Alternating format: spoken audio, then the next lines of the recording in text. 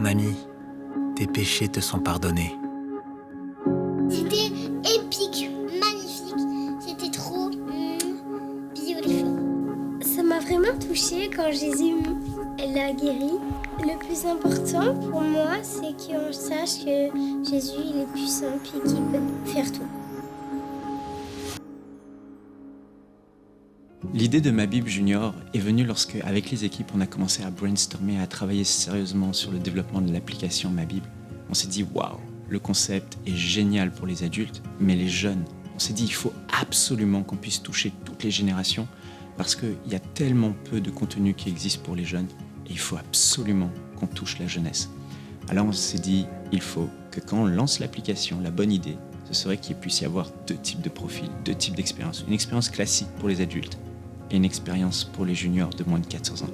Et que cette expérience soit tellement cool, tellement fun, que les jeunes aient envie de venir méditer la parole de Dieu chaque jour sur cette application. Et c'est ce qu'on a fait, avec un contenu et un design vraiment adapté à leur âge.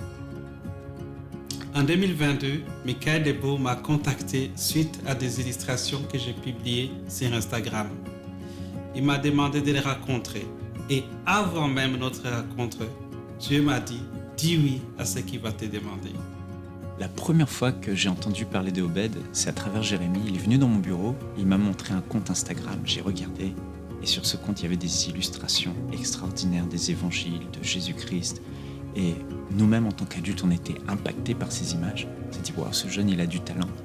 Et quand on a commencé à travailler sur le concept de Ma Bible Junior, j'ai repensé à lui. Alors, je lui ai envoyé un email et j'ai dit, bonjour, j'aimerais vous présenter, vous parler. Et est-ce qu'on peut s'appeler ? Et puis là, il a dit, dès qu'il a reçu l'email, en fait, l'Esprit de Dieu lui a dit, quoi que ce soit que Michael te demande, dis oui. Et c'est comme ça qu'il avait le cœur prêt. Et je lui ai parlé du projet de dessin animé qu'on veut faire avec Ma Bible Junior, de ce contenu unique pour toucher les enfants et faire en sorte que les enfants s'attachent à Jésus, aiment Jésus. Il a tout de suite embarqué et rejoint l'équipe. Suite à notre rendez-vous, Dieu m'a donné un songe. Et j'ai vu des enfants, un petit nombre d'enfants, mais qui s'agrandissaient, ça s'est multiplié, qu'on ne voyait plus les bouts, et beaucoup d'enfants qui rejoignaient le royaume de Dieu grâce à ces projets de MCI. Je me souviens de cette réunion, on était là avec toute l'équipe et on se disait, mais qu'est-ce qu'on peut faire comme concept de dessin animé pour les enfants ? On est une petite équipe, ça, c'est très chronophage, c'est très coûteux de faire des dessins animés. Et là, j'ai eu un flash. Je me suis souvenu que quand j'étais jeune, avec ma maman, elle me mettait des magnétophones avec des cassettes à bobine et elle me donnait un livre avec des contes animés à l'intérieur avec des belles images. Et j'écoutais ces cassettes et ces belles histoires qui ont bercé toute mon enfance. Et en même temps, je regardais ces belles images. Et là, j'ai dit, c'est ça qu'il faut faire. Il faut qu'on fasse un nouveau concept où c'est pas du full animé comme un dessin animé, mais on voit des images vraiment belles, magnifiques. Et on fait travailler l'imagination de l'enfant avec du sound design et l'accent est mis sur le texte et des pointes d'humour. Ça va être extraordinaire. Et là, quand j'ai partagé ça à l'équipe, il y en avait vraiment qui étaient mordus au dessin animé. Ils se sont dit, il faut qu'on fasse une full animation comme on voit dans les dessins animés de Pixar et autres. Et j'ai dit, je voudrais bien, mais comment on va le faire ? Parce que ça demande des grandes équipes et on n'a pas ces équipiers. Et on n'a pas ces moyens-là. Et on a quand même tenté l'aventure. On s'est dit, on va optimiser. Alors, on commande les fameux costumes qui existent avec lesquels on fait les mouvements de cinéma parce que les mouvements demandent beaucoup d'énergie, beaucoup de temps. Et c'est comme ça qu'on a commencé à faire du motion tracking. Et on a vraiment optimisé le temps, mais malgré tout, ça ne nous permettait pas de faire plus de 2 épisodes de 5 minutes par an. Et ça, c'était pas envisageable. Alors, ce qui est fou, c'est qu'on a montré la version actuelle et la version complètement animée à différentes personnes. Et toutes, sans exception, préfèrent la version actuelle parce qu'elle a une identité. Elle nous permet de nous concentrer sur le texte, sur ce qui est dit. On n'est pas distrait par tout un tas d'animations. Et les images, on peut les travailler, elles sont beaucoup plus belles, avec une emphase vraiment mise sur le sound design. Alors, ce qu'on veut au final, c'est qu'il y ait de l'impact. J'ai eu l'occasion de faire des effets visuels pour Warner Brothers, Disney, comme Maleficent, Dr. Dolittle, King Kong et plusieurs autres. Les projets de Ma Bible Junior, comme Jésus et le paralytique, on m'aurait dit, il y a 1 an, que ça a été fait par 2 artistes, je vous aurais dit que c'est impossible. Juste pour vous mettre en perspective, des émissions comme Pat' Patrouille sont faites par des studios qui ont plus de 400 employés. Nous, avec 2 artistes, Obed, un champion en modélisation, Cindy, une championne d'animation 3D, le niveau qu'on a été capable d'atteindre, le niveau visuel, la qualité de l'animation, sincèrement, ce qu'ils ont été capables de faire, pour moi, c'est vraiment impressionnant. J'arrive même pas à m'imaginer qu'est-ce qu'on va être capable de faire avec une plus grosse équipe. Avant de travailler chez MCI pour le projet Ma Bible, j'ai travaillé pour un studio où on avait des contrats avec Warner Brothers et Disney. Mais après m'être convertie en 2020, malgré les bonnes opportunités de travail, où j'ai pu travailler sur Space Jam 2 et Désenchanted, je savais que le Seigneur m'avait conduit à travers mes études pour que je puisse utiliser mes talents pour le servir. Quand je pense à tout le temps que les enfants passent sur les téléphones, à jouer à des jeux ou regarder des dessins animés, je suis très heureux de me dire que bientôt sur ma Bible, on va avoir ce qu'on appelle l'expérience junior. Une expérience interactive, colorée, fun et pleine de jeux qui va aider à la fois les enfants à grandir avec Dieu, mais aussi à connaître la manière dont Jésus intervient dans la vie de tous les jours. Étant adulte, j'ai parfois la nostalgie de jeux et d'histoires que j'ai entendus quand j'étais enfant. Je crois qu'au travers de ma Bible, on est en train de laisser un héritage précieux à ces enfants qui vont s'attacher à la parole de Dieu. J'ai toujours voulu travailler sur des projets pour enfants. En fait, mon rêve, c'était d'un jour travailler pour Pixar. Mais maintenant, mon rêve, c'est vraiment de voir des millions d'enfants touchés, impactés par les projets Ma Bible Junior. Dès maintenant, faites partie des 20 000 partenaires mensuels qui porteront la vision d'EMCI et qui l'amèneront encore plus loin. Pour faire votre don, rendez-vous sur emcitv.com/20 000.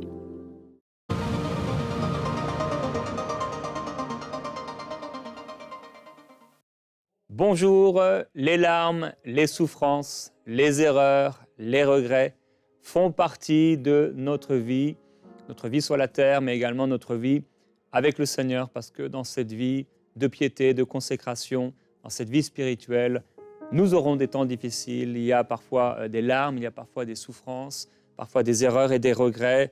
On a du mal à pouvoir même s'en sortir parfois.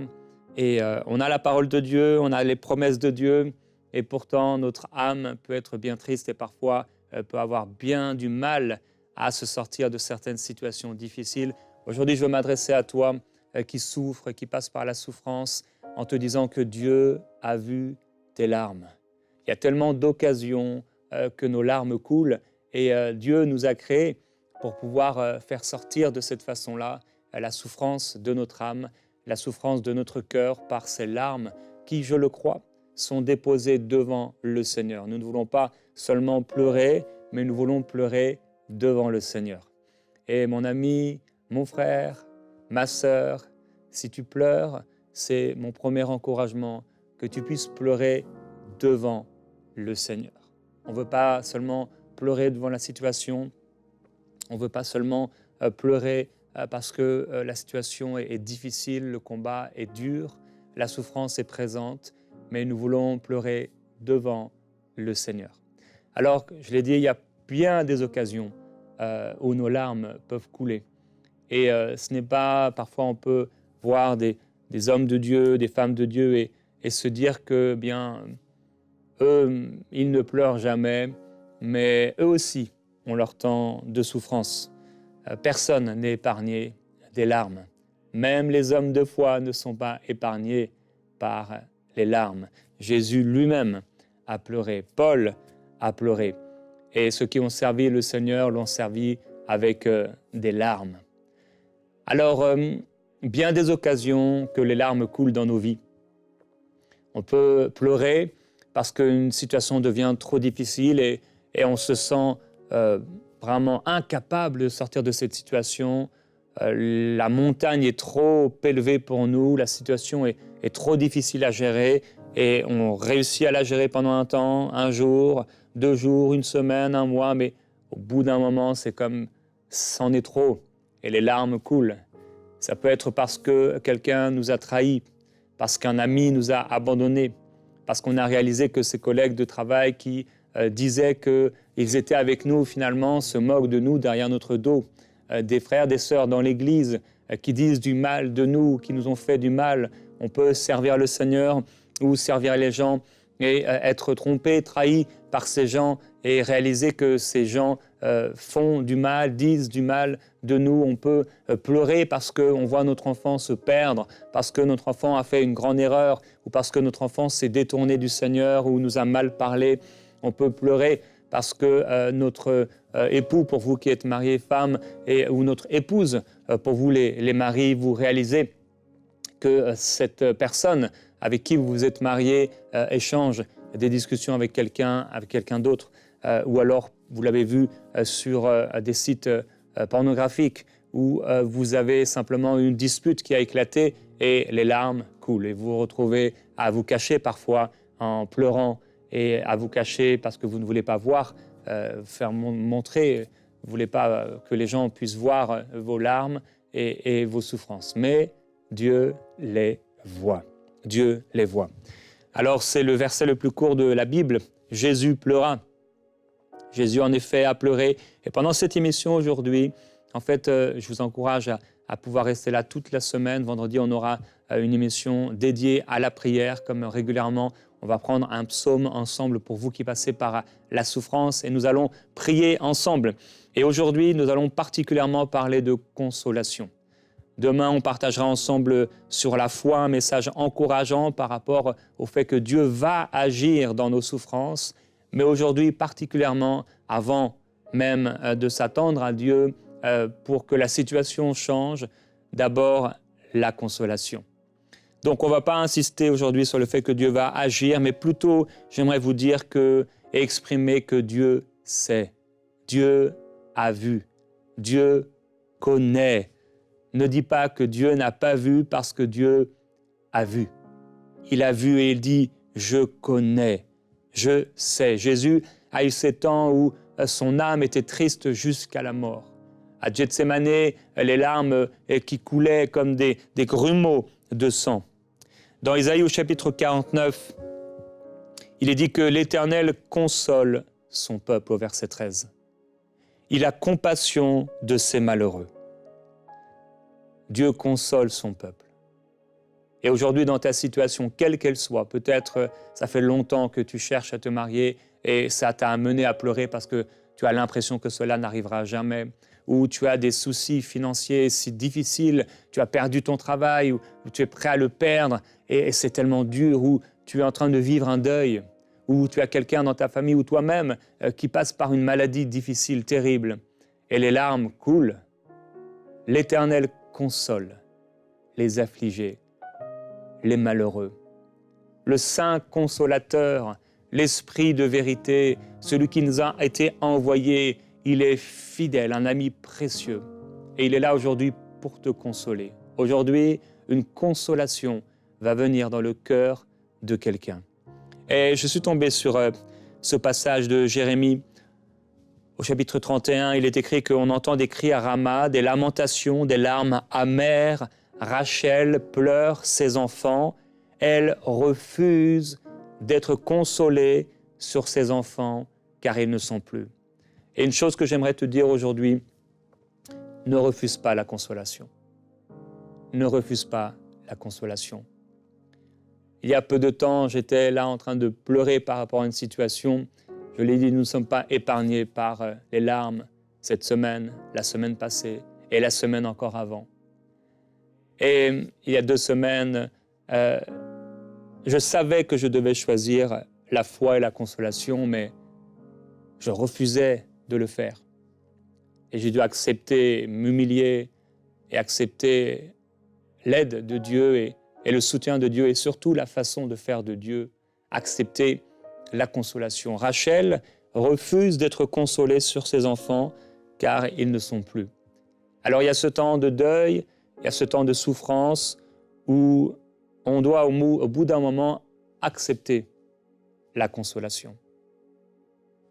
Parce que, étonnamment, on peut se plaire ou se complaire dans une situation de souffrance et de deuil, non pas parce qu'on aime cela, mais parce qu'il est parfois plus facile pour nous de rester dans cette attitude, une sorte d'attitude de passivité où on est accablé par le mal et dans la souffrance. Et il nous faut du courage pour pouvoir nous appuyer sur le Seigneur et que les larmes s'arrêtent.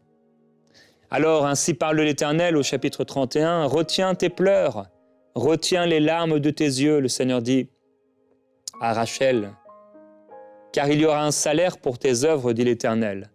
Ils reviendront du pays de l'ennemi, il y a de l'espérance pour ton avenir, dit l'Éternel, tes enfants reviendront dans leur territoire. » Alors c'est vrai qu'avec la consolation vient aussi l'espérance, on en parlera plus particulièrement cette semaine.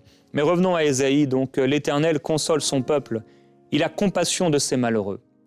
Sion disait, « L'Éternel m'a abandonné, le Seigneur m'a oublié. » Peut-être c'est ce que tu dis aujourd'hui, peut-être c'est ce que tu as exprimé dans la prière, peut-être c'est ce que tu penses dans ton cœur, que l'Éternel t'a oublié dans la situation que tu traverses, la situation dans laquelle tu es, mais le Seigneur ne t'a pas oublié.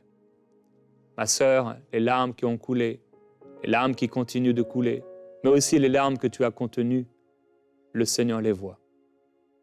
Le Seigneur les voit. Toi, le père de famille, le Seigneur a vu tes larmes. L'époux, l'ami, Dieu a vu. Et si on disait « l'Éternel m'a abandonné, le Seigneur m'a oublié », et dans les temps de larmes, vous savez, c'est aussi un danger.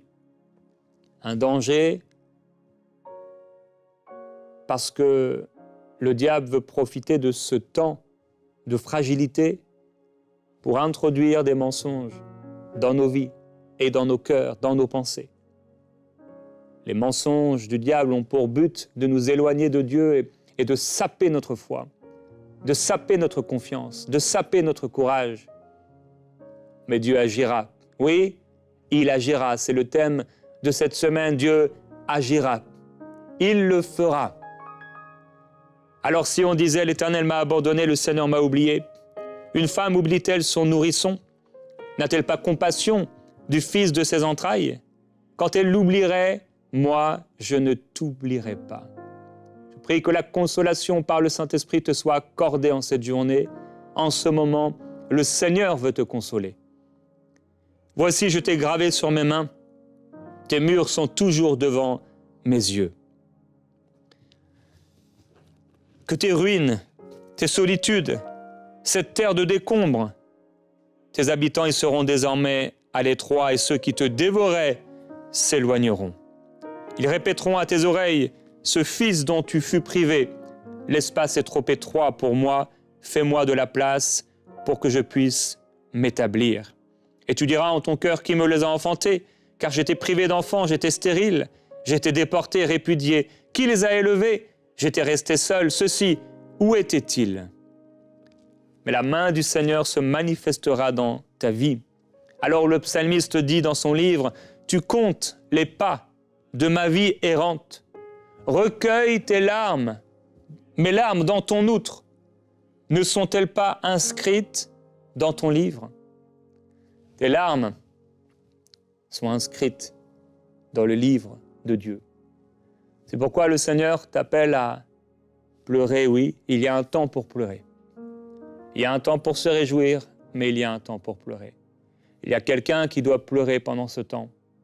Pendant ce temps de prière, ça doit sortir enfin. Ces larmes doivent sortir. Ces larmes doivent sortir pour toi. Depuis longtemps, tu contiens, mais ça doit sortir. Parce qu'avec les larmes qui sortent, il y a oui un danger, mais il y a aussi une consolation et une porte ouverte vers la consolation et la force que le Seigneur veut te donner, l'espérance. Dieu veut t'animer d'espérance. Il y a dans le ciel, comme un vase où sont les larmes de ceux qui appartiennent à Dieu. Des larmes parce qu'on a vécu l'injustice, des larmes parce qu'on a fait des erreurs, des larmes parce qu'on regrette des choses et ces choses ne peuvent pas être changées. Et on pleure. Des larmes parce qu'on a perdu quelqu'un et on n'a pas dit à cette personne ce qu'on aurait voulu lui dire. Des larmes parce qu'on a pris une décision et cette décision a eu des effets catastrophiques et on n'imaginait pas que ça allait arriver, mais c'est arrivé. et les larmes arrivent. Et ce matin, dans mon temps de prière, le Seigneur me relevant cette parole dans mon esprit, le soir arrivent les pleurs, mais le matin, la jubilation. Il y a un temps pour pleurer, mais si tu mets ta confiance dans le Seigneur, si tu acceptes la consolation, la jubilation arrivera. Un temps de guérison et un temps de joie, une espérance nouvelle prendra place dans ton cœur par le Saint-Esprit. Sont inscrits dans son livre toutes tes larmes. Toutes nos larmes sont recueillies devant le Seigneur alors que nous pleurons devant lui, car nous ne voulons pas pleurer devant l'ennemi qui se moque, nous voulons pleurer devant le Seigneur. Cette fois, le juste tombe, mais l'Éternel le relève. Si on disait, mais l'Éternel m'a abandonné, il m'a oublié, mais Dieu dit, non, je ne peux pas t'oublier. Je ne t'ai pas oublié. Ton nom est inscrit sur la paume de mes mains. Je connais ton nom et je t'aime, dit le Seigneur.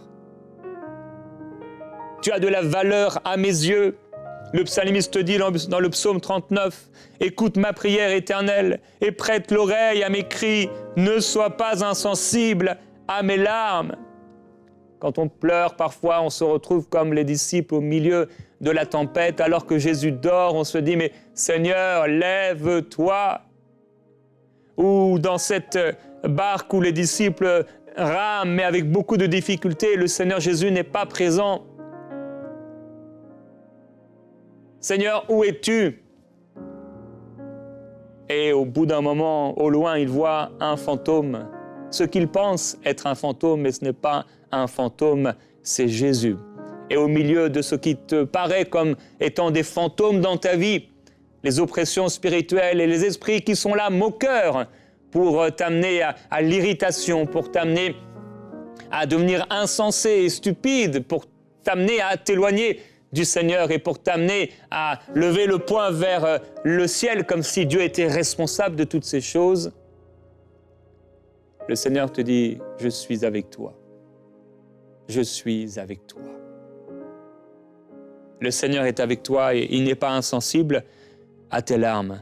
Dans la vie de Jérémie, tellement de souffrances du prophète, tellement de larmes, tellement de cris au point où il en a écrit un livre tout entier qui s'appelle le livre des lamentations. Car les lamentations peuvent faire partie de cette vie sur la terre, mais avec les lamentations, aussi la guérison du cœur qui se lamente. Jérémie va dire « Des torrents d'eau coulent de mes yeux à cause du désastre de la fille de mon peuple. Mes yeux ruissellent sans repos, sans relâche, jusqu'à ce que l'Éternel fasse attention et voie du haut des cieux. Mes yeux me font souffrir à cause de toutes les filles de ma ville. » Il y a des situations où tu souffres. Tu souffres par rapport à ta situation familiale, par rapport à ta situation de couple, par rapport à tes enfants. Tu souffres dans cette situation. Prends des mouchoirs, tu te mouches. 1 mouchoir, 2 mouchoirs, 3 mouchoirs. Tu t'essuies les yeux au point où tes yeux deviennent rouges et peuvent au bout d'un moment te brûler. Tu peux pleurer jusqu'à ne plus avoir de force de pleurer. Tu aimerais continuer de pleurer, mais il n'y a plus de larmes. Et ça devient un moment de silence. Tu ne sais plus quoi dire, tu ne sais plus quoi faire. Et Dieu est exactement ici. Il se trouve exactement à ce moment-là. Là où tu es dans ton lit, là où tu es sur cette chaise, là où tu es par terre. Il se trouve exactement là. Tu as pleuré toutes les larmes de ton corps, espéré que Dieu agisse, que Dieu intervienne. Il est là. Il est là prêt à intervenir, il est là prêt à se manifester. Le Saint-Esprit, le consolateur, l'Esprit de vérité. Il n'y a pas de mensonge en lui.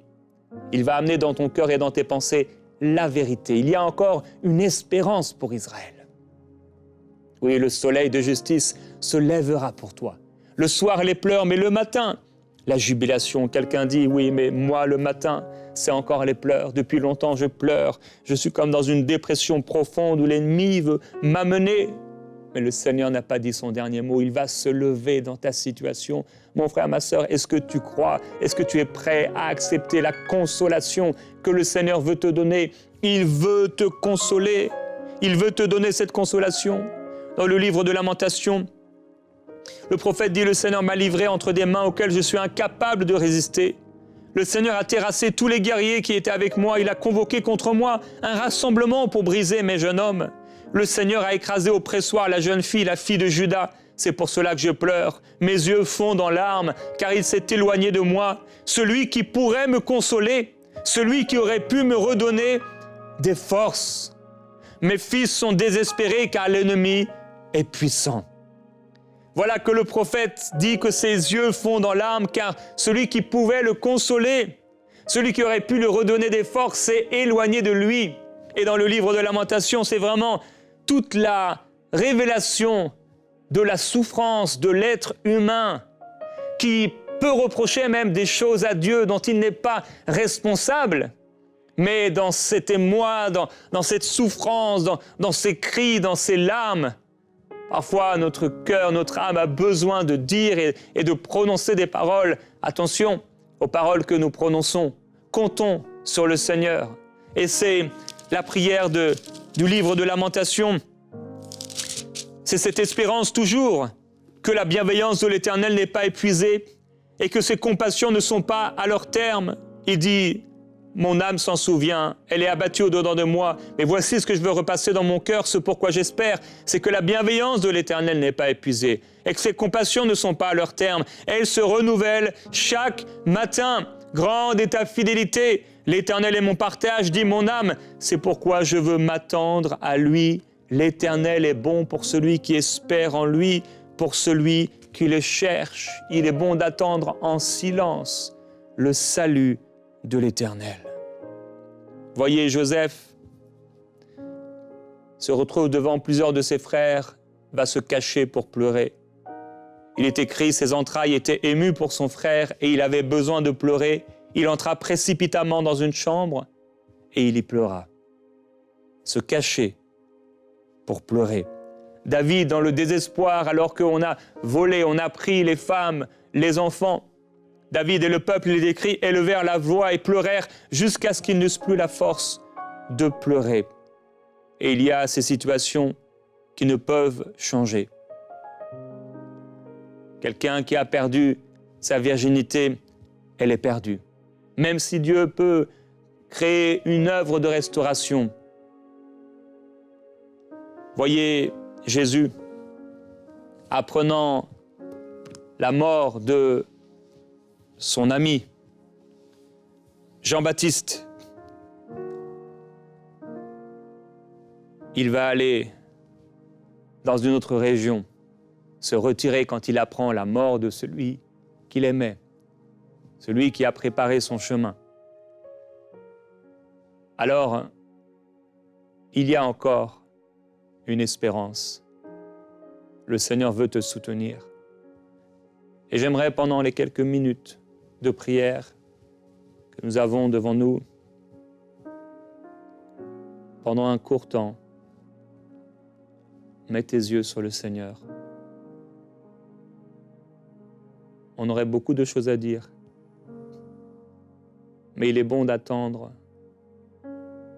dans le silence le secours du Seigneur.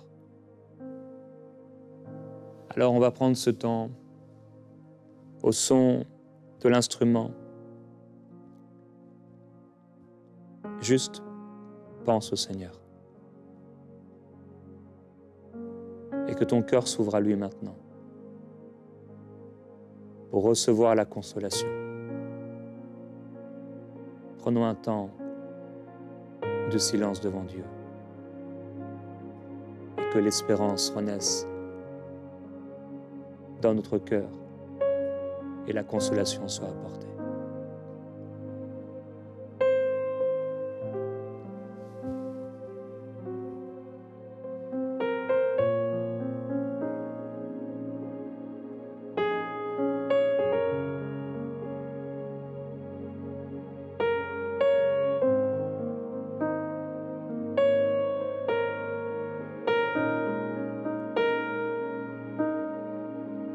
Que les larmes qui doivent couler coulent.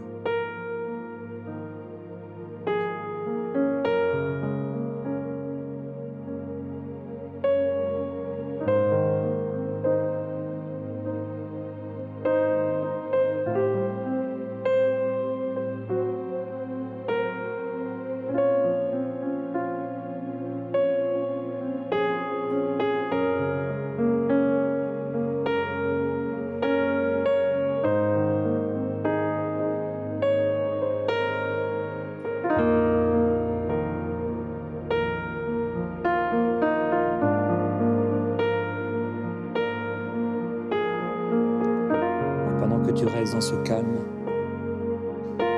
je veux prier pour toi.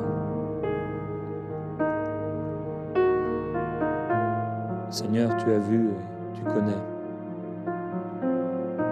Et si tu as attiré ce cœur à toi aujourd'hui dans cette émission, c'est parce que tu connais exactement ce par quoi ce cœur passe. Ce n'est pas l'enveloppe, mais c'est le cœur qui a été touché, qui a été troublé et qui souffre. Seigneur Jésus-Christ, tu es notre modèle, tu es le chemin. Et tu as toi-même souffert sur ce chemin. Les larmes ont été nombreuses. Les larmes devant Jérusalem, les souffrances, l'incrédulité de Jérusalem, les souffrances à venir, les larmes devant le tombeau, l'incompréhension des hommes, l'incrédulité des hommes, la souffrance des hommes, à Gethsémane, le prix à payer, la difficulté dans la chair, les souffrances dans l'âme, les tourments de l'âme.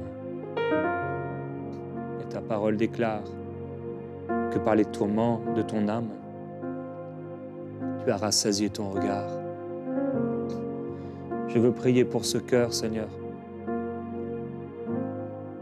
Les larmes coulent de ses yeux, mais tu connais et tu sais. Et toi seul peux apporter la consolation. Tu la consoleras. Tu le consoleras et tu feras d'eux une consolation pour les autres. Ces souffrances cessent. Les tourments cessent. Le mensonge de l'ennemi est vaincu. L'effroi disparaît. La peur s'en va. Seigneur, merci. Tu connais. Tu connais et tu agis, Esprit de Jésus. Maintenant, invoque l'Esprit de Jésus. Et dis-lui, Saint-Esprit, vas-y, dis-lui. Ouvre ta bouche et dis-lui, Saint-Esprit, tu es mon consolateur. Console-moi. Je ne refuse pas d'être consolé. Mais aujourd'hui, je te demande d'exercer ton ministère envers moi et de consoler mon âme, de consoler mon cœur. Au-delà même de cette situation, console-moi au plus profond de mon être et donne-moi une espérance nouvelle.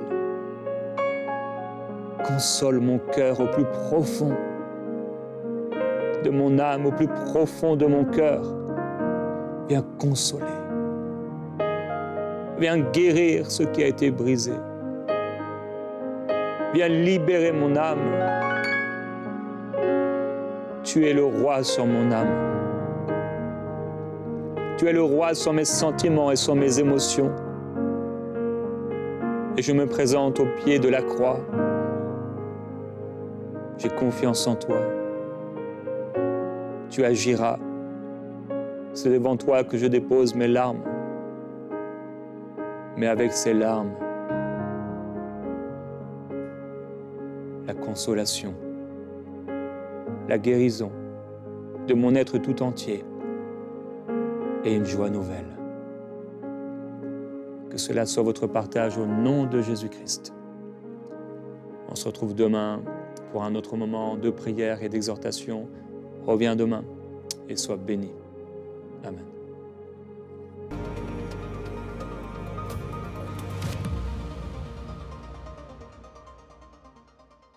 Merci d'avoir suivi cette émission et merci à tous les partenaires mensuels de EMCI, car c'est grâce à vous que nous pouvons accomplir la grande vision que le Seigneur nous a donnée.